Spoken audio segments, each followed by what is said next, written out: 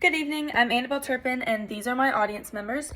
I'm going to put you right here so you can see the tops of their heads, and then this is my speaking outline.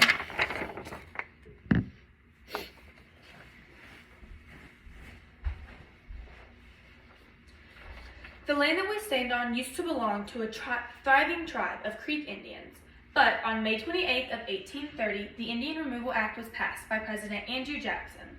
This act caused the diminishment of Native culture. This is relevant because even today we experience low Native populations and Native culture is still criticized.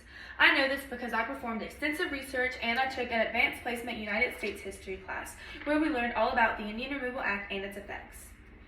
The Indian Removal Act was passed by Andrew Jackson, and it was detrimental to Native American culture. It changed history because it completely derailed the course that Native Americans were thinking that they were going to take, and instead the United States and its colonies decided to overrun the land. Today I'm going to be discussing what the Indian Removal Act entails and also what its effects were. To begin with, let's examine the political definition of the Indian Removal Act.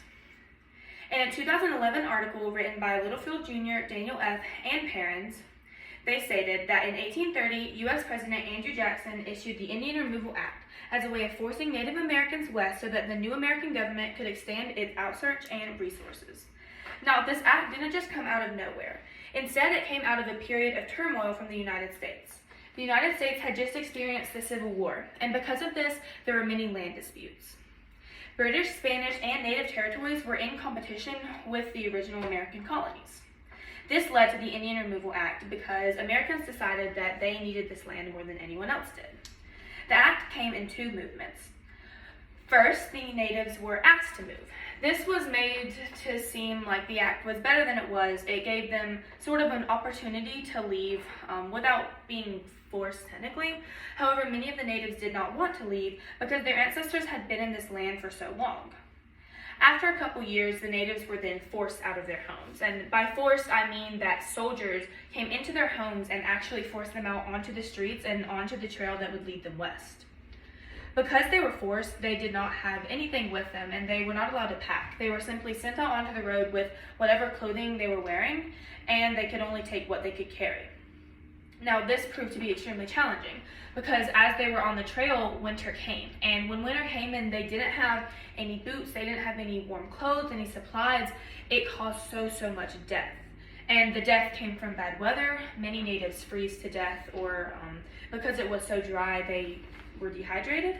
Or because of lack of food, some of them resorted to cannibalism. And although this seems extreme, there are many accounts of cannibalism throughout our history because of what the natives went through. Because of all of this death, they also had to dig graves. However, it wasn't worth it to have to spend so much time digging individual graves, so instead they chose to do mass graves. And these graves were just filled to the brim with Native children, women, and men who had died while they were on the trail.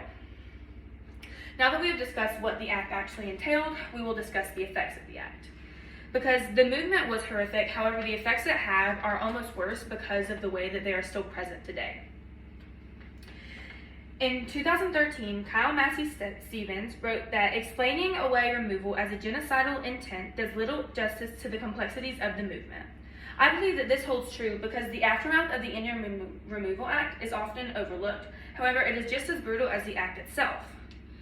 After the Indians were forced west, Native American children were forced into schools. And in these schools, they were stripped of their language, they were stripped of their culture, and really anything that they held as identity. They were forced to cut their hair, they couldn't wear any of their tribal clothes, and they couldn't even do like ceremonial dances that they did at home. This was extremely destructive to their culture, and many children were also given new names, and so they actually completely lost their identity in their culture. They also had an act that divided up Native land, and it was made to seem a good thing because it did give land to natives for free. However, this land was very farly dispersed, and so it really split up Native Americans and it diluted their culture a lot. And after their culture was shrunk, it was lessened to the point where it was almost extinct. And for a while, it was extremely rare to see any natives celebrating their culture out in public. As can easily be seen, this act was detrimental to culture and it still has effects today. We discussed it as a whole, and we also discussed the effects that it had. But it's important that as we develop as a nation, we have to take notice of the suffering that other people endured so that we could be where we are today. Thank you.